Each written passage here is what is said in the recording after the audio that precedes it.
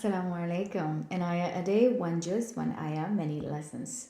Today's juz is juz number 4, which has Surah An-Nisa in it, which is such a beautiful surah. So it was very, very hard for me to pick one ayah from it.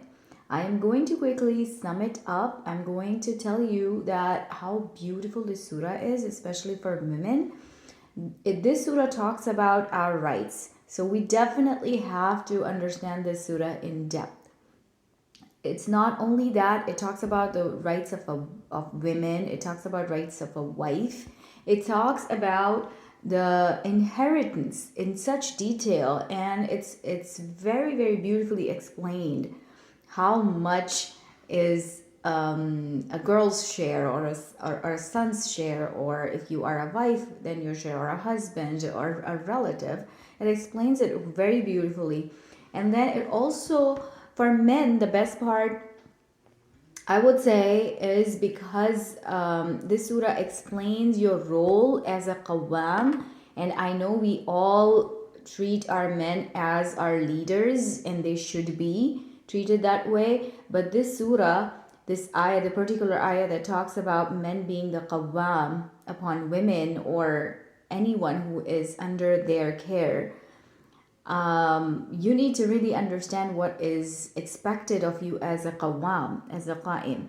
You know, you are the leader of the household, and you need to be someone who we should follow, you know, who's gonna take us to Jannah along with himself, who is going to encourage us, build us up, give us strength, give us confidence, right? So when Allah has placed you in a position where you are a leader, then you need to be doing the things that are expected of a leader, right?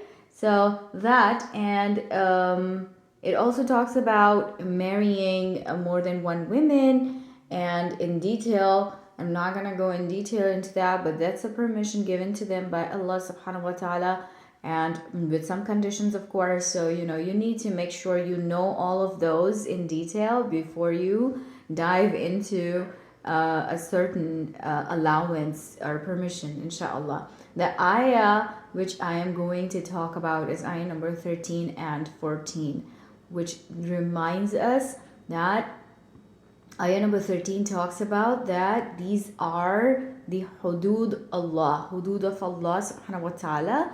All of that Allah has explained before and after are the hudud of Allah subhanahu wa ta'ala. So whoever obeys Allah and His Messenger, Allah says he will be admitted into the gardens underneath which river flows, and it's going to be beautiful, and that's the ultimate victory, which is going to be forever. So this person who follows the command of Allah subhanahu wa ta'ala is going to be entered into Jannah, and is going to stay in there forever.